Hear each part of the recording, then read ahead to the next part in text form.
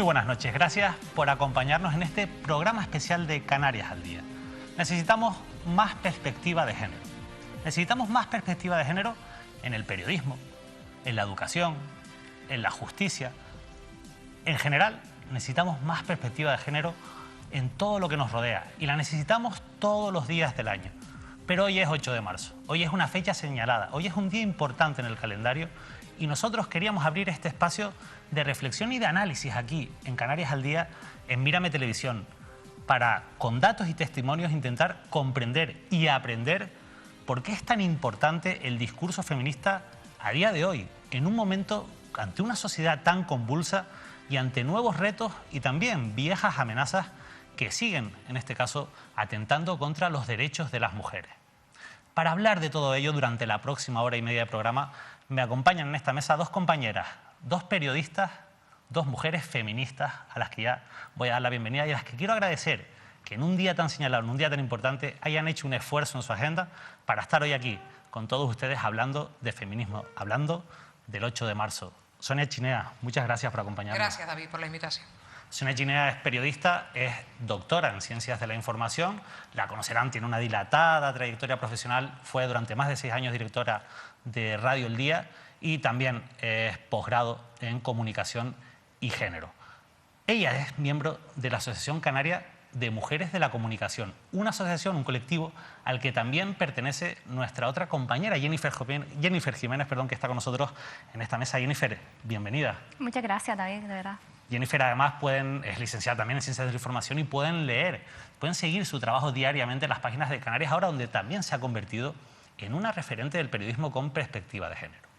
La verdad es que hay muchos asuntos que queremos abordar a lo largo del programa de hoy, pero yo, además de agradecerles su presencia, quería empezar preguntándoles cuáles son en estos momentos las prioridades del discurso feminista. Sonia, lo digo porque se habla de nuevos retos, de nuevos debates, pero también de viejos problemas y de viejos discursos que están volviendo con fuerza, irrumpiendo con fuerza de nuevo en el escenario político. ¿Cuáles son esas prioridades, tú crees? Sí, bueno, al margen de lo que es el debate actual, porque hay un debate actual que está básicamente dirigido hacia las redes sociales, yo creo que el tema de la educación sigue siendo un pilar fundamental, el pilar básico desde el que parte todo, absolutamente todo en materia de feminismo, pero después en materia de transición energética, ahora que el debate parece que solo se centra en el tema de la luz, ¿no? En lo que nos cuesta la luz a la ciudadanía y que parece que todo se reduce también, a que el coste de la luz se reduce a que pongamos la lavadora a tal o cual hora. Transición energética y ecofeminismo. Tenemos que estar en los puestos donde se debaten estas cuestiones que son importantes para la ciudadanía, pero también para las mujeres, porque seguimos teniendo una representación hiperreducida en esos puestos de dirección en las energéticas, a pesar de que en 2018 o 2019, que no recuerdo exactamente, hubo un manifiesto donde se puso sobre la mesa la necesidad de que las mujeres formáramos parte de las decisiones que se tomaban en materia energética en nuestro país y en el mundo en general, ¿no? Y no se ha llevado a cabo. Ha habido invitaciones de 2 ponentes, pero en general no ha habido una incorporación de la mujer. Faltan o siguen faltando mujeres en los puestos donde se toman las decisiones que nos afectan, las decisiones quizás más importantes. Apuntaba Sonia Chinea a ese ámbito, ese ecofeminismo tan necesario de cara al futuro. ¿Cómo lo ves tú, Jennifer? Yo añadiría, para poder conseguir esos puestos de dirección que son tan importantes en los que estemos para esa toma de decisiones, que haya una redistribución de los cuidados, porque al final, si no redistribuimos desde abajo, las que están empujando el sistema, pues no vamos a poder subir a flote, no vamos a poder llegar arriba. Entonces, la pandemia creo que ha evidenciado que al final esos puestos de trabajo que considerábamos pues no tan necesarios, pues la pandemia los ha puesto en el foco. Hemos podido comprobar que de verdad pues son esas empleadas del hogar, esas cuidadoras, son las que de verdad están sosteniendo el sistema desde abajo. Entonces, un poco considero que habría que redistribuir, repensar el sistema de cuidados, quién lleva la carga mental en los hogares, para que esto pues no nos frene a la hora de poder escalar en puestos de dirección, porque uno de los problemas, por ejemplo, que apuntan las universidades es que sí, cada vez hay más mujeres universitarias, cada vez hay más en carreras de ciencia incluso, pero no llega un momento dado, sobre los 30-35 años, que la maternidad nos sigue excluyendo de ese sistema. ¿Por qué? Porque hay toda una sociabilización que nos enseña pues a que tenemos que priorizar el tema de los cuidados. Entonces creo que ahí habría que poner muchísimo el foco en que necesitamos un nuevo sistema, un sistema que nos ayude a compartir esta carga y que nos permita pues avanzar. Este será porque es sencillo, perdona, sí, claro. Porque te presiona para que seas madre, pero te devalúa que seas madre. Cuando entras al puesto de trabajo te devalúa que seas madre y te pregunta si tienes previsión de ser madre, si eres madre, si estás atenta a los cuidados de los peques, porque sabes que tu pareja, si es hombre, o sea, en hay este una presión caso, social para ser madre, pero después eso te devalúa. conduce a Sí, a una devaluación social. Efectivamente, cuando entras al puesto de trabajo resulta que ese no es un elemento que suma, sino que resta. Sí, de hecho a veces nos vemos pues abocadas a reducciones de jornadas, a contratos parciales, los datos están ahí para verlo. ¿Por qué sucede esto? Las mujeres de por sí no queremos trabajar 4 horas, lo que pasa es que nos obliga todo un sistema de cuidados, y no solo de los menores, también los cuidados de las personas dependientes de nuestras familias y de nuestros familiares en general. Mayores. Exacto, y de las personas mayores. Son asuntos que vamos a tratar a lo largo del programa de hoy, pero al final estamos hablando del empleo y del mundo laboral porque el 8M, el 8 de marzo, nace como una reivindicación de la mujer trabajadora, como una reivindicación laboral. Obviamente el discurso se ha ampliado y se ha diversificado en los últimos años, pero lo cierto es que en el mercado laboral es donde quizás se reflejan con más nitidez esas discriminaciones, esas dificultades que sufren las mujeres. Vamos a ver algunos datos. Los datos los pueden consultar, por cierto, en una web que funciona muy bien. Es una web de transparencia, Canarias con perspectiva del Gobierno de Canarias. Y, por ejemplo, vamos a ver las tasas de paro en Canarias según grupos de edad y sexo. Si se fijan en el total, vemos que en tasa de paro, la tasa de paro de hombres es del 22% y de mujeres es del 25%. En la franja de 25 a 54 años vemos como esas diferencias son importantes, del 18% de los hombres al 23% de la tasa de paro de mujeres. Vamos a verlo mejor en una gráfica que hemos preparado y que hemos extraído, insisto, de esta fuente oficial del Gobierno de Canarias. Son datos del tercer trimestre de 2021. Ahí vemos las diferencias en las tasas de paro. Lógicamente estos datos se reflejan, los datos del paro, en los datos del empleo, las tasas de empleo. También en las tasas de empleo existen esas diferencias que a día de hoy aún perduran entre hombres y mujeres. Vamos a ver el cuadro de las tasas de empleo. Ahí ven, el porcentaje de la tasa de empleo de hombres es del 49%, mientras que el de mujeres es del 41%. Fíjense, en la franja de edad principal, entre 25 y 54 años, la diferencia es casi de 10 puntos porcentuales entre los hombres y las mujeres. Lo vemos también más claramente en esta gráfica en la que se reflejan esas diferencias. Pero si hay un dato donde quizás con más crueldad se ve esa diferencia, esa brecha salarial que existe entre hombres y mujeres en el mercado laboral, es en el de los ingresos medios por trabajo. Vean la diferencia, este es el dato total, 1.264 euros es el ingreso medio de los hombres frente a 1.097 euros el ingreso de las mujeres. Hay algunas franjas de edad donde la diferencia es cada vez más grande. Por ejemplo, me llama la atención como en edades de más de 44 años, donde además es muy complicado reinsertarse o entrar en el mercado laboral, los hombres tienen unos ingresos medios de 1.405 euros y las mujeres de 1.158 euros. Estos y otros datos, aquí los están viendo mejor en esa gráfica que les hemos preparado, estos y otros datos han sido parte de un estudio profundo que ha elaborado el sindicato Comisiones Obreras en Canarias. Nuestra compañera Jennifer Jiménez recogía ese estudio en las páginas de Canarias Ahora. Así titulaba esta noticia en Canarias Ahora: las mujeres canarias copan los contratos parciales y las excedencias para cuidar. Cifras tras la brecha salarial. Pueden leer este extenso trabajo informativo en el que se recoge ese informe de Comisiones Obreras, que reflejó que en 2019 las trabajadoras del archipiélago cobraban 3.200 euros menos que sus compañeros.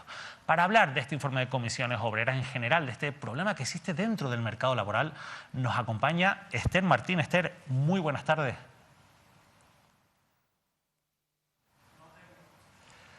Esther es secretaria de Acción Sindical, Mujeres y Juventud del sindicato Comisiones Obreras en Canarias. Esther, no sé si nos escuchas. Muy buenas, bienvenida. Muchísimas gracias, buenas tardes. Lo primero, Esther, la verdad es que, bueno, darte las gracias, que sepas que me acompañan en esta mesa dos compañeras periodistas, Sonia Echinea y Jennifer Jiménez. Te vamos a preguntar los tres. Yo quería empezar preguntándote por esas conclusiones generales que han obtenido en Comisiones Obreras a raíz de este estudio del que hemos hablado, de este informe que han elaborado sobre la situación de la mujer en el mercado laboral en Canarias. Pues sí, un informe que lo que viene a reflejar es que las mujeres en Canarias, por el hecho de ser mujeres y a pesar de realizar trabajo de igual valor, incluso el mismo trabajo, cobramos 2.542 euros menos que nuestros compañeros varones, o que esa brecha salarial pues despunta de forma considerable a casi 3.300 euros cuando hablamos de las pensiones. Las personas que nos estén escuchando posiblemente van a decir, pues eso en mi empresa no ocurre porque solo tenemos una tabla salarial. Y aquí cabe hacer dos diferencias. Hablar primero de una discriminación directa que se sigue dando, desgraciadamente. De hecho, diversos hoteles de Tenerife a los que Comisiones Obreras tuvo que denunciar porque había una discriminación directa. Las mujeres cobraban casi 400 euros menos mensuales que sus compañeros realizando un trabajo de igual valor, una discriminación directa, tal y como afirmó el Tribunal Supremo, dando la razón a las comisiones obreras. Pero hablamos también de esa brecha salarial y de la que incide en la misma cuando, como apuntaba Jennifer, pues el 78% de los contratos a tiempo parcial los asumimos nosotras, y no por una decisión propia, sino porque así nos lo impone el mercado de trabajo. Incide en que hay sectores feminizados en donde no se dan ningún tipo de complementos, como pueden ser sectores como el de la limpieza, el sector agrícola, donde a pesar de trabajar con productos químicos y fitosanitarios, no se dan este tipo de pluses que sí se encuentran en sectores masculinizados. Pero hablamos también de que incide en la brecha salarial los cuidados. Es muy importante. 9 de cada 10 excedencias o reducciones de jornada para cuidar a nuestros hijos, a nuestras hijas, a nuestros familiares dependientes, lo seguimos asumiendo prácticamente en exclusiva, porque no tenemos alternativas públicas. Sigue existiendo un déficit muy importante de plazas para menores de 0 a 3 años. Las plazas para personas dependientes son totalmente insuficientes en nuestra comunidad autónoma, y esto lo que implica es que tenemos que abandonar nuestra trayectoria profesional, abandonar el mercado de trabajo, porque seguimos asumiendo el rol del cuidado. Esto tiene un impacto totalmente negativo, no solo en nuestros salarios, sino también en nuestras cotizaciones y, por lo tanto, en nuestras prestaciones futuras. Por eso, desgraciadamente, una y otra vez tenemos que afirmar que es que somos mujeres trabajadoras pobres en activo, pero si no establecemos medidas que vayan erradicando estas desigualdades y estas discriminaciones, continuaremos siendo mujeres pobres en el futuro. Jennifer. Sí, buenas tardes. No sé un poco si confía en que la reforma laboral venga un poco a paliar esto, ya que se pretende que se disminuyan estos contratos temporales, por ejemplo, pero claro, si no viene acompañado de un sistema de cuidados mucho más completo, quizá no consigamos tan pronto nuestros objetivos, ¿no? Totalmente de acuerdo contigo, Jennifer. Es cierto que la reforma laboral, que por cierto es la primera vez en la historia de la democracia en nuestro país que se lleva a cabo un acuerdo de reforma laboral entre las organizaciones sindicales mayoritarias, los empresarios y el Gobierno de España, y donde por primera vez se recupera derecho. Y digo que se recupera derecho porque se da una prevalencia del convenio sectorial, frente al convenio de empresa. Me intento explicar mejor. Hasta el momento y tras la reforma del 2012 del Partido Popular, cualquier empresa podía hacer un convenio colectivo propio. Un convenio colectivo que siempre mermaba las condiciones laborales, las condiciones económicas, y donde las más perjudicadas siempre somos nosotras. Con esta prevalencia del convenio sectorial se va a tener que respetar lo que diga el mismo y solo se pueden negociar convenios de empresas que los mejores. Una reforma laboral que ha por fin dejado atrás ese contrato por obra y servicio, que ha sido un contrato fuente de fraude, donde nuevamente las mujeres somos las más perjudicadas porque somos las que cubrimos prácticamente las tasas de temporalidad, de parcialidad. Entonces, limitar este tipo de contrataciones va a beneficiar a las mujeres, pero podemos hablar también del incremento del salario mínimo interprofesional, fruto del diálogo social, que hemos logrado situarlo en 1.000 euros y que no vamos a cesar hasta llegar a ese 60% del salario medio del país, para dar cumplimiento a lo que establece la Carta Social Europea y situarlo en torno a 1.050 euros, porque seguimos siendo las más beneficiadas por ese salario mínimo, porque además nuestra comunidad autónoma, desgraciadamente, y digo desgraciadamente porque esto implica que tenemos los salarios más bajos del país, somos la comunidad más beneficiada cada vez que se ha producido un incremento del salario mínimo. Con ese impulso que se dio, sobre todo en el año 2019, donde el incremento supuso un 22,3%, pues eso implicó que se fuese reduciendo un poco la brecha salarial. Que, por cierto, una brecha salarial que algunas personas dicen, efectivamente, que es de las mejores, de las más bajas del país, pero es que a esas personas hay que recordarles que es que tenemos los salarios más bajos del país. Sonia. Una cuestión, Esther, porque estaba pensando básicamente en los déficits que tenemos. ¿Qué pueden hacer los sindicatos en este sentido?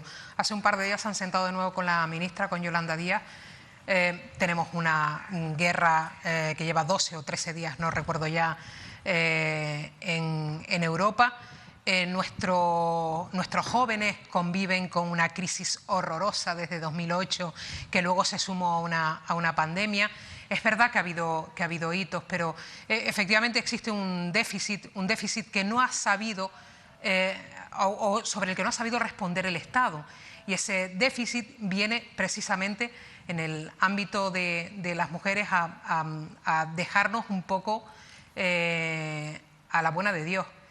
Y esa parte sí que la estamos sufriendo, es decir, no han pensado en nosotras, tampoco los sindicatos, entre comillas, no han pensado en nosotras a la hora de negociar. Es decir, hemos sufrido lo peor de la pandemia, la división sexual del trabajo, en materia de inmigración, en materia laboral, en todos los ámbitos. Las enfermeras, yo quiero que piensen en cuántas enfermeras mujeres salieron en los medios de comunicación hablando de su trabajo en tiempo de pandemia. Resulta que es el colectivo, pues como en el periodismo, ¿no?, donde hay mayor cantidad de mujeres. ¿Qué pueden hacer los sindicatos, Esther?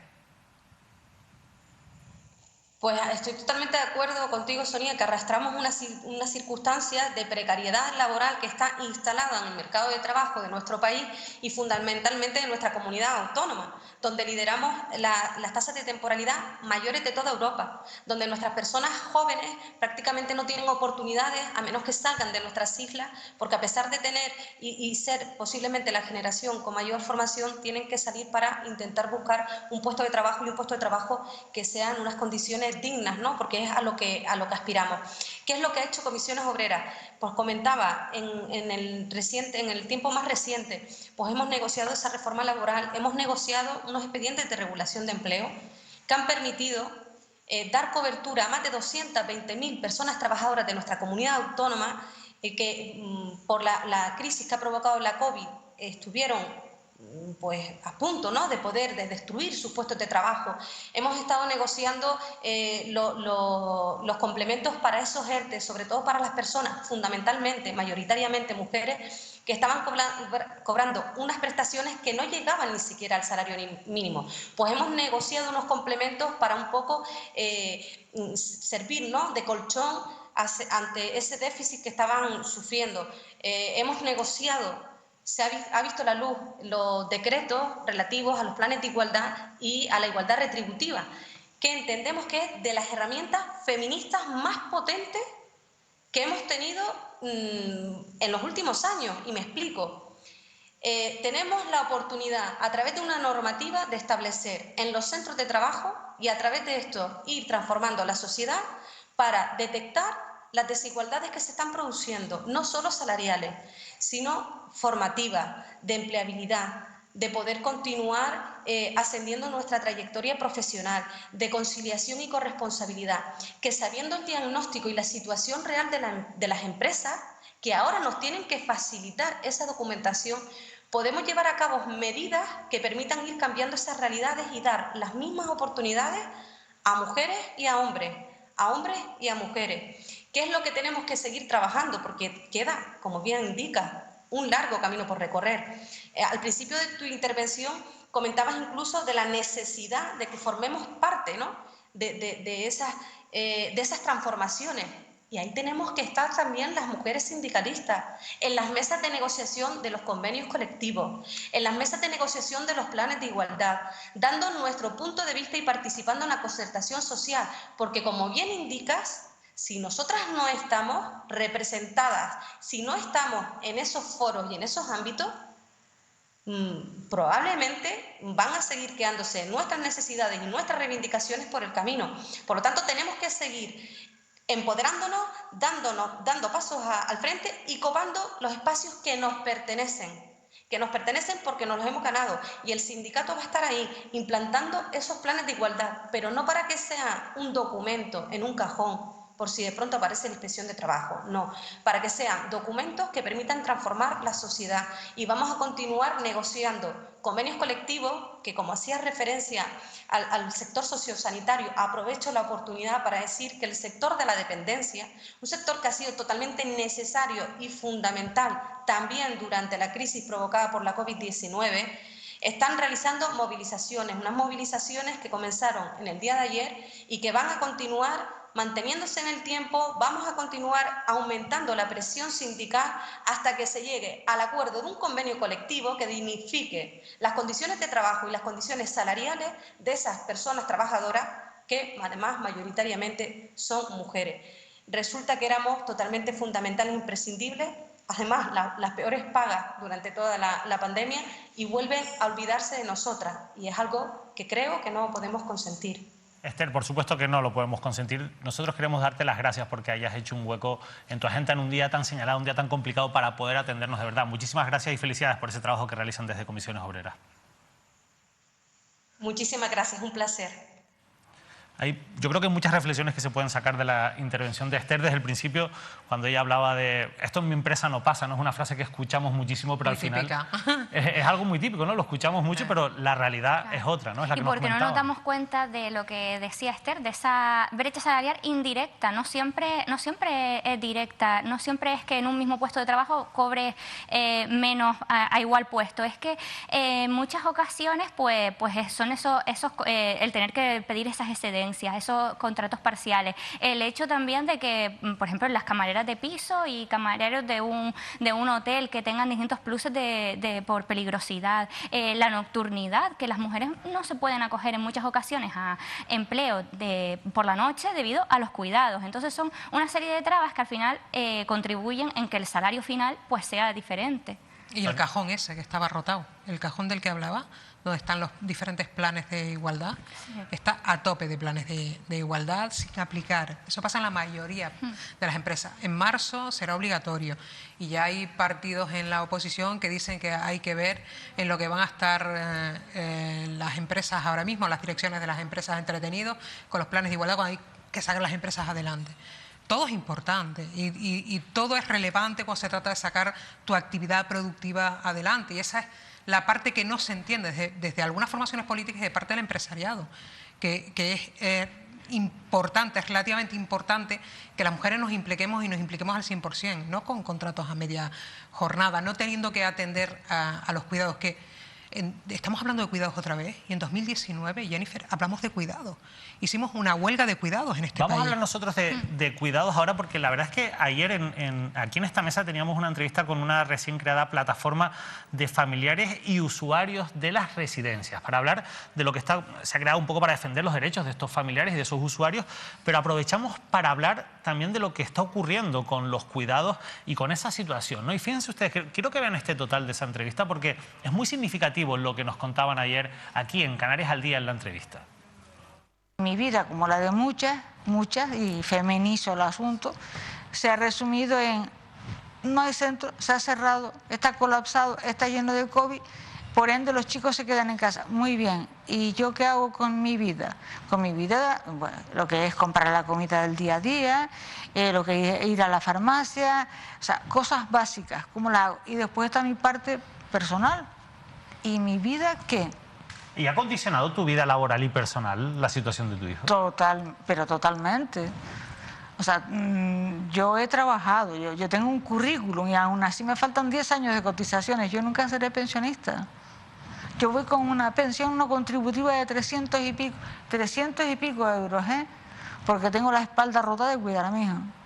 Tu vida cambia de un día para otro porque tienes un mayor, en el caso mío con un mayor, que empieza a ser dependiente, entonces ya empiezas a tener que dejar tu vida aparcada. Entonces incluso hay un test que lo haces en la Seguridad Social, que se llama el test de Sarit, que es un test que lo que cualifica un poco es la sobrecarga que tienes, ¿no? De la sobrecarga que tienes de trabajo, la sobrecarga que tienes de psicológica incluso, porque claro, no tenemos un respaldo que tendría que ser incluso multidisciplinar. Es decir, no solo tener la ayuda a domicilio, que incluso en estos días se manifestaron las mujeres de ayudas a domicilio, que la mayor parte también son mujeres, porque empiezan a tener una serie de problemas que obviamente los estaba también describiendo Araceli, que son problemas físicos que no están ni siquiera cubiertos. Esta realidad, si incluso si intentar analizar los datos oficiales, nos encontramos reflejados en esa web de Canarias con Perspectiva. Vamos a ver esos datos de causas de inactividad, los motivos por los que las personas, mujeres y hombres, no están trabajando. Si vemos estos datos, son personas inactivas en Canarias según clase de inactividad y sexo. Vemos que en el caso de los estudiantes, los estudios es la causa en los hombres en el 21% de los hombres y en las mujeres el 19%. Pero, por ejemplo, vamos a ver las labores del hogar. En los hombres es la causa de la inactividad en el 11% y en las mujeres en el 34%. Pero vean un dato que ya escuchábamos en esa entrevista.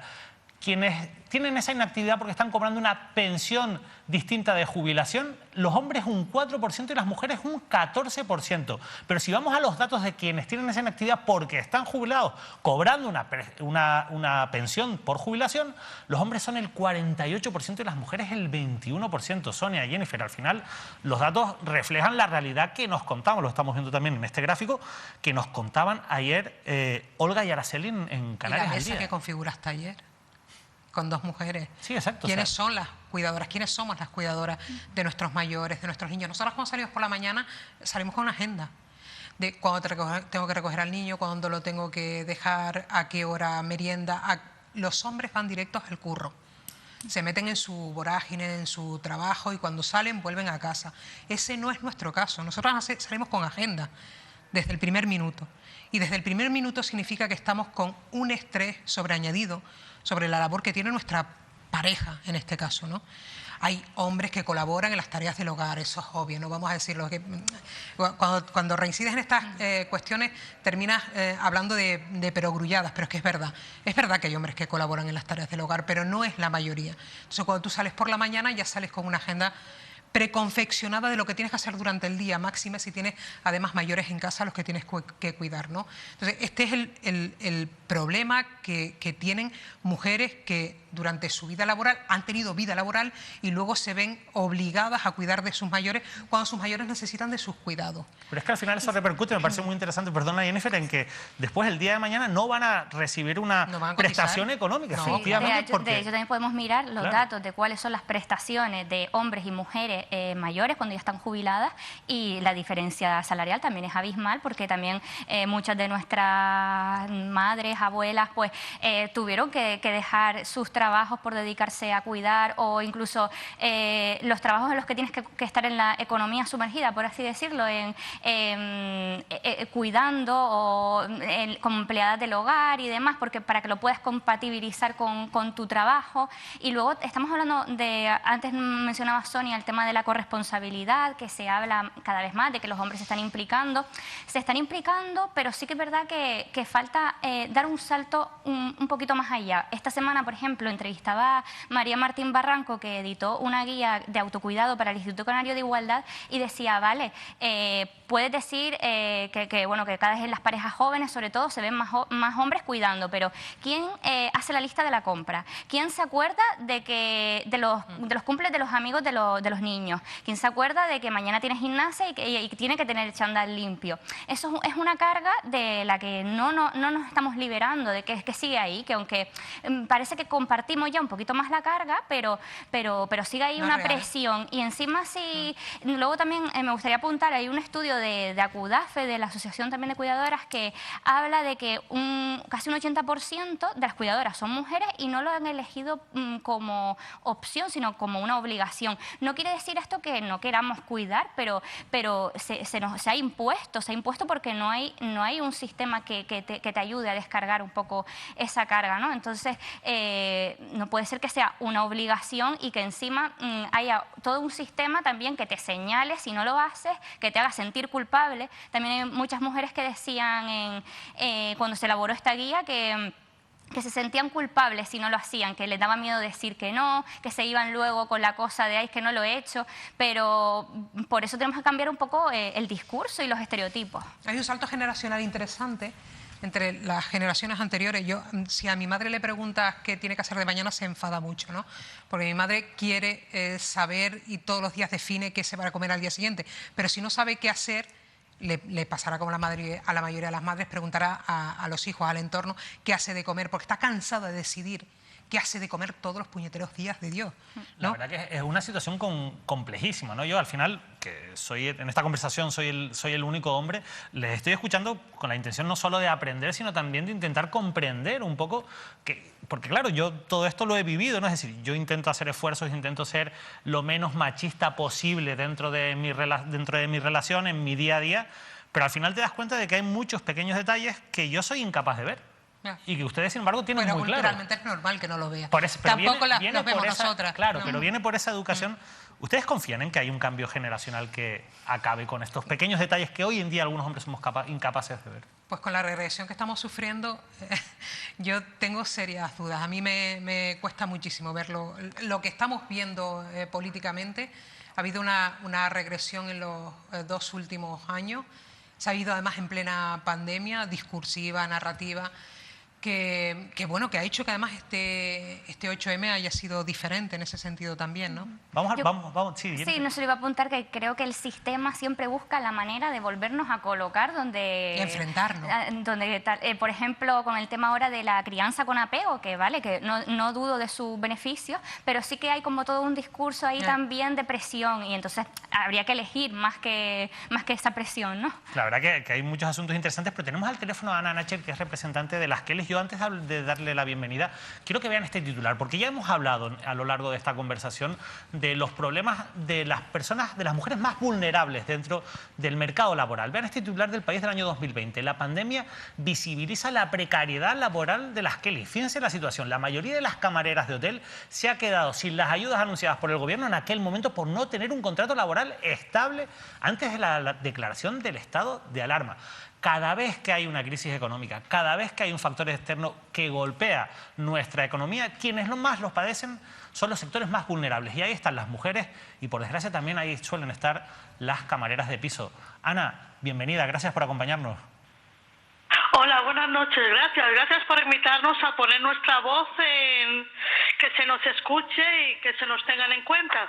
Ana, la verdad es que quería empezar preguntándote, están conmigo Jennifer Jiménez y Sonia Chinea, periodistas, ellas también te van a preguntar, pero yo quería empezar preguntándote por cómo ha sido esta pandemia, cómo han vivido esta pandemia y cuál es la situación a día de hoy del colectivo después de todos estos obstáculos que hemos ido viendo y de toda esta precariedad que evidentemente ahora se ha visibilizado aún más, ¿no? Esta pandemia para nuestro colectivo ha sido, pues todavía se cabe peor que lo que sufrimos en el 2008 con la reforma laboral que nos precarizó por completo en un sector como el turismo, que si todos sabemos que es el motor de la economía española, es el que nos saca de cualquier crisis en el número 1, donde las mujeres se ha permitido, todos los agentes implicados en el sistema han mirado para otro lado. Entonces nosotras o estamos cobrando el paro, la prestación por desempleo los 4 meses, o estamos trabajando el año que genera el desempleo. Con eso quiero decir que cuando llegó la pandemia, la que estaba trabajando no tenía un desempleo generado, y la que no estaba trabajando cuando acabó el paro no entró en ningún tipo de ayuda, sino entró en subsidio, no entró en ningún tipo de ERTE. Con esto, la que pudo sobrevivir desde marzo, los 4 siguientes meses, con un subsidio, y ya después del subsidio, pues poco más que pedir ayuda, caridad, pasarnos teléfonos entre nosotras de asociaciones de alimentos, de bancos de alimentos y ayudas a las familias, porque la camarera de piso está totalmente descolgada del mercado, no del mercado laboral, sino de la estabilidad que daría a un trabajador el mercado laboral.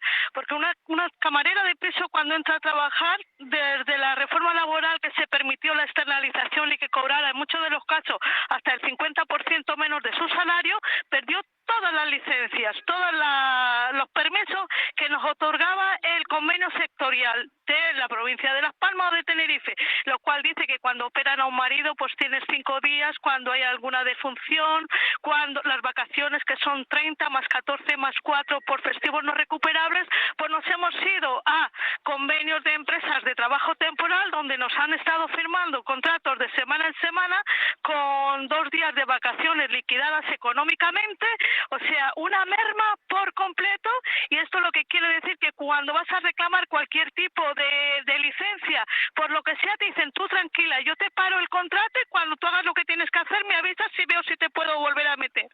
Todo esto con la connivencia de los agentes que deben de velar por la seguridad en el empleo. Luego, amén de hablar de las enfermedades que no tenemos contempladas, que toda esta sobrecarga de trabajo y el estar sometida constantemente a movimientos repetitivos provocan todo tipo de enfermedades en nuestro cuerpo, y cuando estamos mal de la espalda, de las cervicales, de la lumbalgia, que es lo más normal, debido a este estrés que estamos sometidas, a nosotras no se nos manda una mutua, porque obviamente tú no te has hecho esto en una semana de contrato que llevas aquí, tú te lo habrás hecho antes de venir aquí a trabajar, y nos vemos todas terminando en la Seguridad Social pidiendo una prestación no contributiva porque no se nos reconoce las enfermedades profesionales.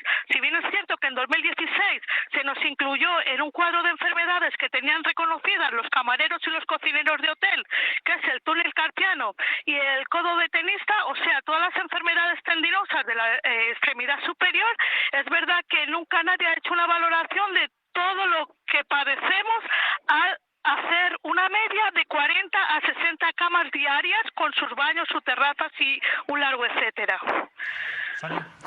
Es flipante porque durante la pandemia el gobierno se esforzó porque todas aquellas cuestiones relativas a la salud de la ciudadanía quedasen en un primer puesto, es por lo que se luchó, y yo creo que en ese sentido fue interesante los hitos que se consiguieron en los reductos a los que nos confinaron, ¿no? Que eran los domicilios particulares, pero cuando hablamos de las mujeres que trabajan como camareras de piso estamos hablando de salud también, y sin embargo se llevó hasta el último lugar porque se priorizó la salud de la ciudadanía en general y no en particular de las mujeres que trabajaban como camareras de piso, y digo mujeres porque son mayoritariamente las que trabajan.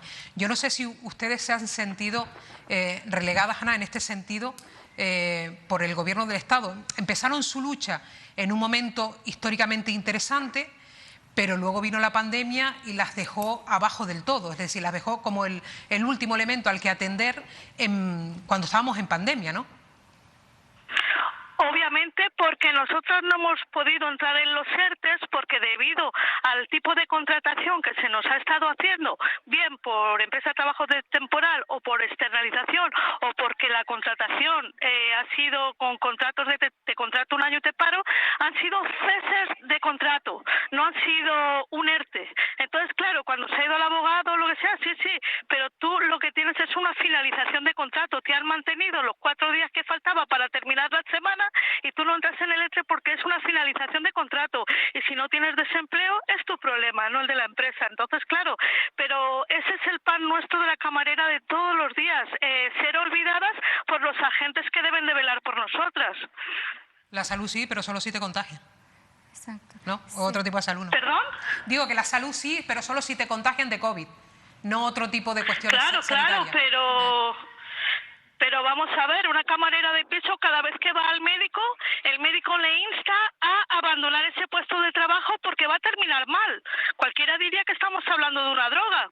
Estamos hablando de un desarrollo laboral que debería de estar cubierto por los entes que están cobrando por eso. O sea, bien llámese sindicato, porque en el convenio insta a realizar el estudio ergonómico, que es el que va a evaluar la carga de trabajo que vamos a realizar, bien inspección de trabajo, porque es el que debe de velar que ese estudio ergonómico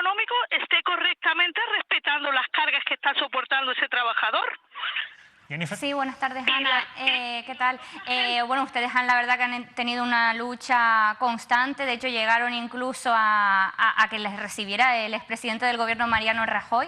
No sé un poco qué consideran que se ha conseguido desde aquella reunión hasta hoy día y un poco, si nos puedes resumir, qué crees que queda por conseguir. No sé un poco si están esperanzadas con la nueva reforma laboral o creen que puede haber algún resquicio por ahí que vuelva a vulnerar a lo mejor la situación de ustedes. Mira, la reunión aquella, que por cierto estuve yo allí presente, en la reunión aquella lo que sacamos es la visibilidad que les dimos a nuestro gremio, ya que hace unos años decías camarera de piso, no sabía la gente lo que era, pues hemos visibilizado no solo lo que es, sino la situación laboral tan precaria que tenemos y más en un sector como el turismo.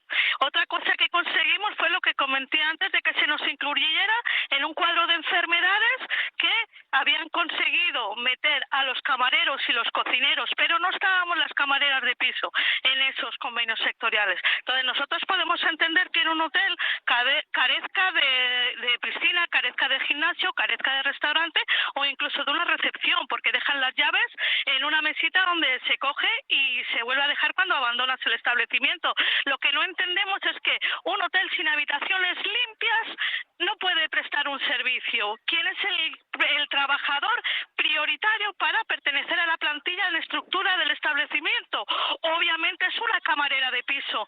Entonces hay que mirar quiénes son los agentes que han estado negociando para abandonar a este grupo de mujeres. Pues obviamente una serie de hombres que se han sentado y han valorado que llevar una bandeja con refrescos a una mesa sí puede perjudicar el túnel carpiano, pero realizar de 40 a 60 camas no. Entonces, que hagan lo que tienen que hacer correctamente, es lo que pedimos desde la Asociación de Kellys, y un reconocimiento real de las enfermedades que padece la camarera de piso.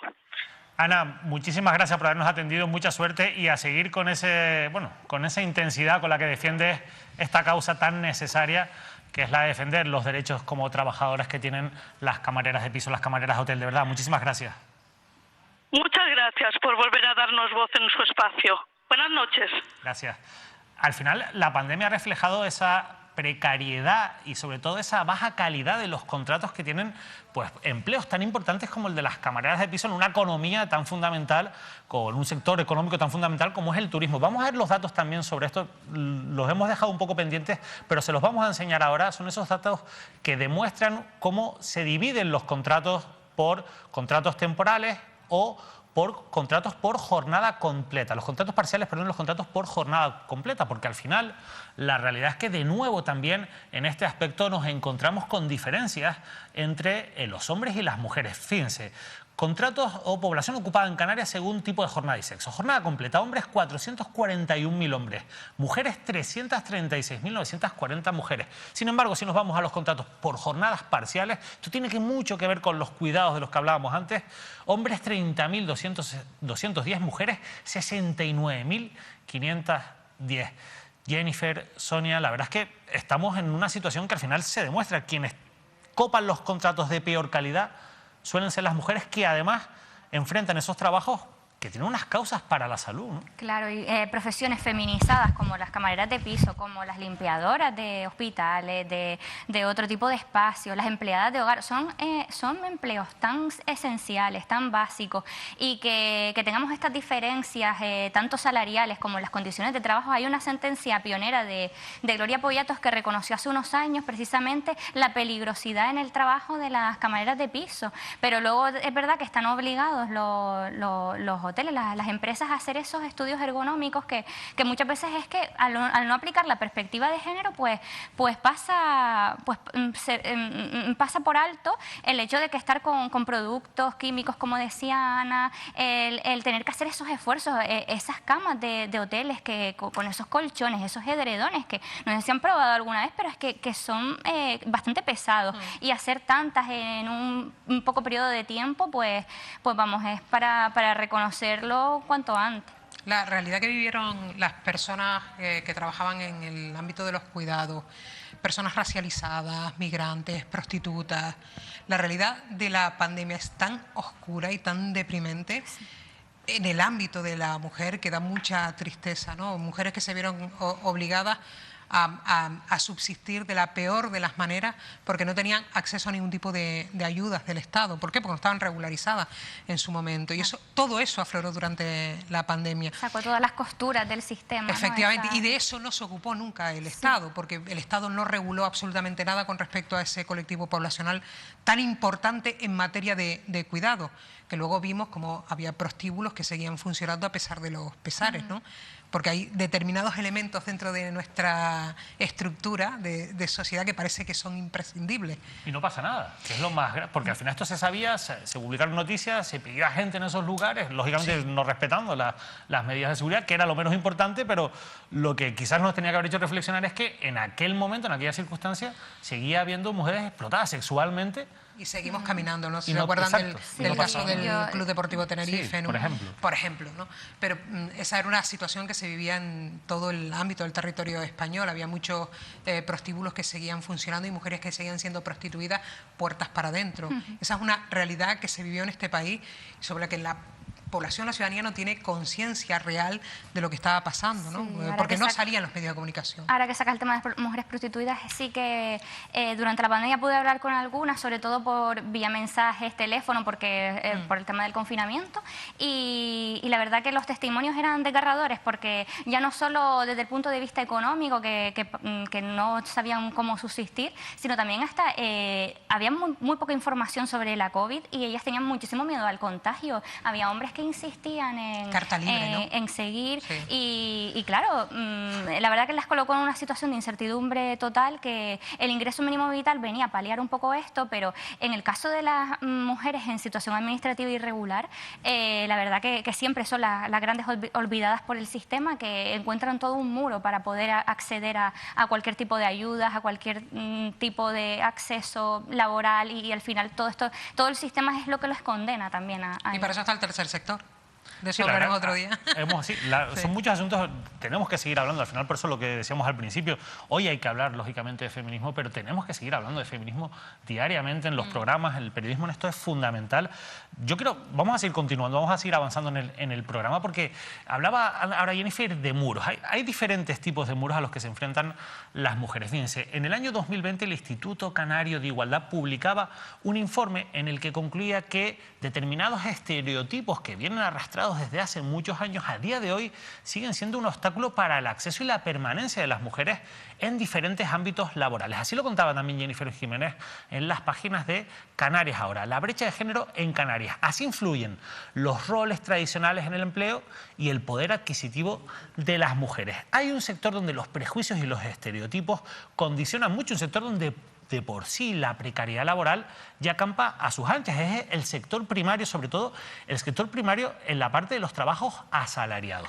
Pero tampoco es fácil emprender en el sector primario, y mucho menos si encima eres mujer. Nosotros queremos también hoy hablar de una historia. Es la historia de una emprendedora. Vamos a ver esta noticia que publicaba en su momento el periódico Diario de Avisos. Pilar Carballo deja la oficina por el campo, era el titular de Diario de Avisos. Después de 20 años trabajando para la administración pública, ahora se dedica a la agricultura y ganadería ecológicas en Arafo.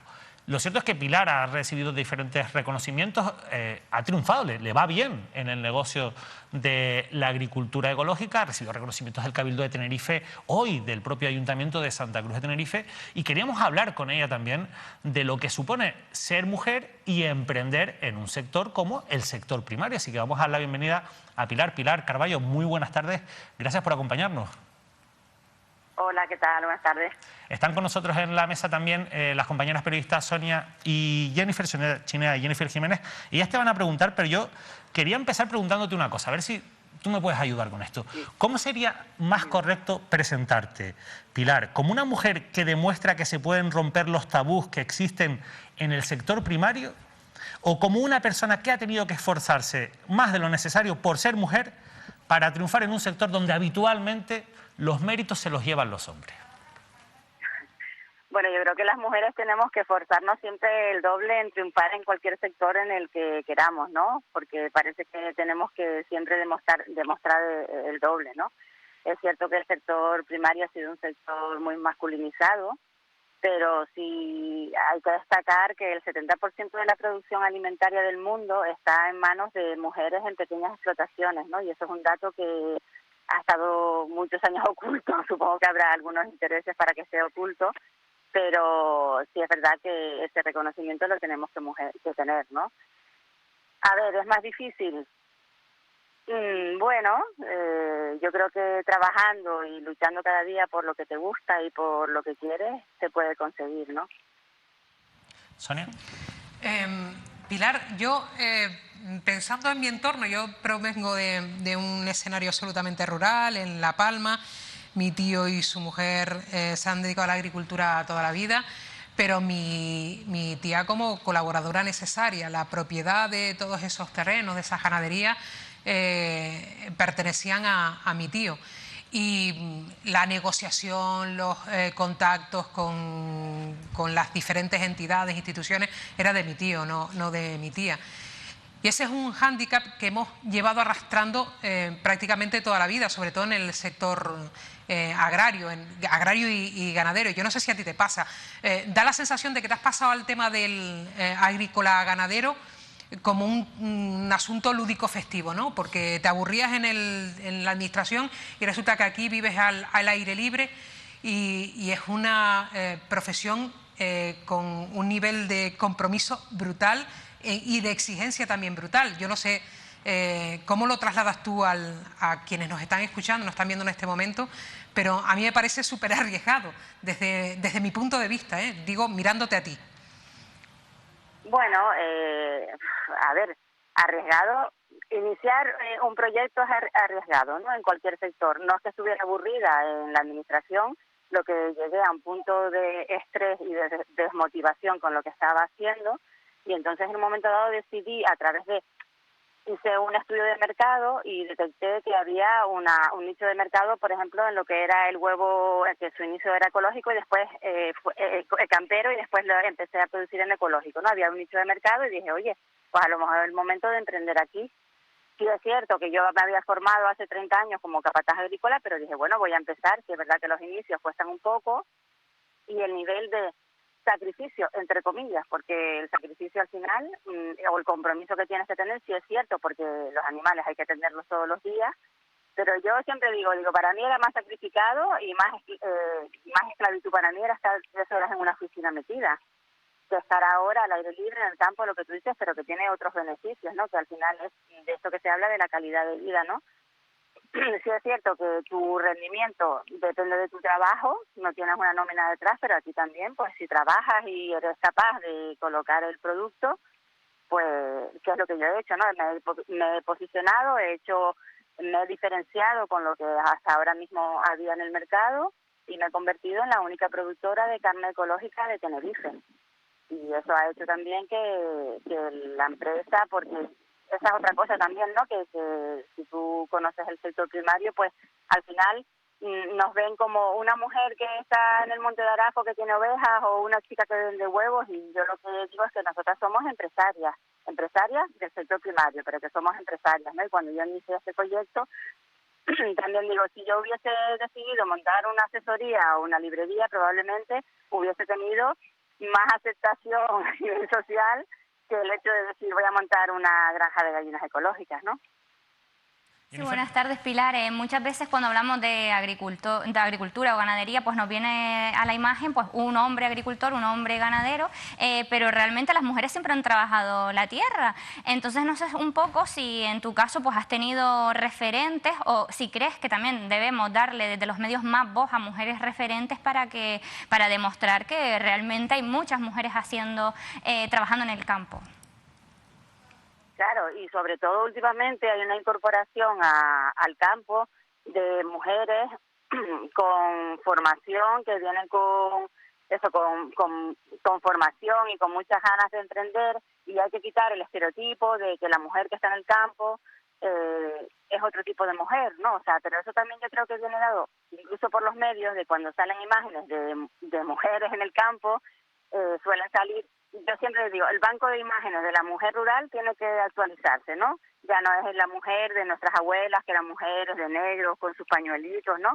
Y que siempre han estado como en un segundo plano, por eso no se les veía, ¿no? Porque ellas hacían un trabajo imprescindible para el campo, pero siempre estaban en un segundo plano, ¿no? Entonces, yo creo que ahora con la incorporación de mujeres como yo y de otras mujeres que venimos de otros sectores y que no venimos del sector rural, yo nací en el barrio de la Salud, me crié en un barrio, soy urbanita, o sea, pero ¿qué pasa? Que con la incorporación de un nuevo tipo de mujer, pues yo creo que es el momento también de que se actualicen esas imágenes y con el respeto de las de antes, ¿sabes? Pero sí es cierto que el papel ha estado bastante invisibilizado, ¿no?, de la mujer en el campo. Pilar, muchas gracias por habernos atendido y a seguir haciendo también como lo estás haciendo, a seguir recibiendo reconocimientos y a seguir demostrando que, lógicamente, hay muchos tabús que se pueden romper, pero también demostrando que, evidentemente, no dejas de ser una excepción dentro de un mundo donde, como yo decía al principio, los méritos tradicionalmente siempre se los han llevado los hombres. Así que, de verdad, muchísimas gracias. Pues nada, muchas gracias. Es que no les oigo muy bien, lo siento. Nada, nosotros a ti sí te hemos escuchado genial, así que nos vamos contentos con tu intervención, pero tenemos que seguir porque nos está esperando al teléfono ya Gloria Poyatos, que es magistrada del Tribunal Superior de Justicia de Canarias y es fundadora, una de las fundadoras de la Asociación de Mujeres Juezas de España. Hoy ha intervenido en el Congreso de los Diputados. Antes de saludarla, quiero que escuchen esta intervención porque ha abogado por la necesidad de tener más perspectiva de género en la justicia. Bueno, yo no sería capaz de resumirlo con tanta contundencia y claridad como nos lo ha explicado esta mañana Gloria Poyatos en el Congreso de los Diputados. Vamos a escucharla. Creo que un día como hoy, que nos une, nos recuerda año a año que no podemos bajar la guardia en este camino empedrado hacia la igualdad real, que nos lleva directas al desvío hacia la libertad de todas, y tampoco podemos bajar la guardia desde el Poder Judicial, en el que yo me integro. Un poder, por cierto, que camina en materia de género a distintas velocidades, dependiendo de la jurisdicción o del tribunal desde el que miremos. Y también, siendo muy trascendentales estos avances en género, dependiendo de la integración de las mujeres en los órganos jurisdiccionales. Porque miren, señorías, si ellas llegan, con ellas llegan las experiencias, las aspiraciones y las preocupaciones de todas las mujeres. Y hoy podría contarles aquí que, a pesar de que las mujeres somos las que rubricamos la mayoría de las sentencias que se dictan en España año tras año, en la cúpula de la justicia, allá donde se esculpe la jurisprudencia vinculante para la judicatura española, allá donde se crean las tendencias jurídicas sustanciales para la sociedad española, de un total de 71 integrantes en este momento, solo 16 son mujeres. Y en 2 de las 5 salas del Tribunal Supremo, la sala militar y la sala civil, en esta última se dirimen las cuestiones de familia, solo habita una mujer. Ello, me permitirán, es una anomalía democrática que redunda en la calidad de la justicia, porque no es una justicia representativa de la mirada completa de una sociedad formada por hombres y por mujeres. Y el Tribunal Constitucional adolece de la misma anomalía. Este órgano, desde su creación en 1980, de un total de 67 integrantes que han pasado por el mismo, solo 8 tienen nombre de mujer. Gloria Poyatos, muy buenas, gracias, bienvenida, gracias por atendernos. Hola, buenas tardes. La verdad que estaba siguiendo, esta mañana mientras preparaba el programa, siguiendo tu intervención en el Congreso y poco a poco ibas resolviendo, sinceramente, muchas de las preguntas que yo me iba haciendo mientras preparaba, insisto, la intervención que íbamos a tener en este programa. Pero hay una cosa en la que quiero insistirte y que a mí me preocupa, ¿no? Y es que desde fuera percibimos que hay un movimiento que desde esa base de esa pirámide que es el Poder Judicial está empujando, ¿no?, con perspectiva de género, con un discurso feminista que es tan importante en la justicia, pero no termina de llegar a la cúpula de esa pirámide del Poder Judicial. Tú lo has explicado muy bien. ¿Qué tiene que pasar para que al final esa perspectiva de género llegue a la cima del Poder Judicial? Básicamente para que haya más mujeres en la cúpula judicial. Bueno, yo creo que un elemento fundamental es la integración de las mujeres porque, como he dicho con las mujeres, con ellas, con estas magistradas, llegan las experiencias de todas las mujeres. Pero también hay otro elemento importante que es la formación y formación en perspectiva de género. Actualmente esa formación que se imparte en la carrera es voluntaria, es decir, no están obligados ni obligadas integrantes de distintas salas del Tribunal Supremo a formarse en perspectiva de género, tampoco el Tribunal Constitucional. Y mire usted, yo creo que si se diese formación a la cúpula, seguramente avanzaríamos mucho más rápido en la conquista de la perspectiva de género dentro de la carrera judicial. Se avanza, no lo vamos a negar, pero el avance es un poco más lento de lo que debiera ser desde mi punto de vista.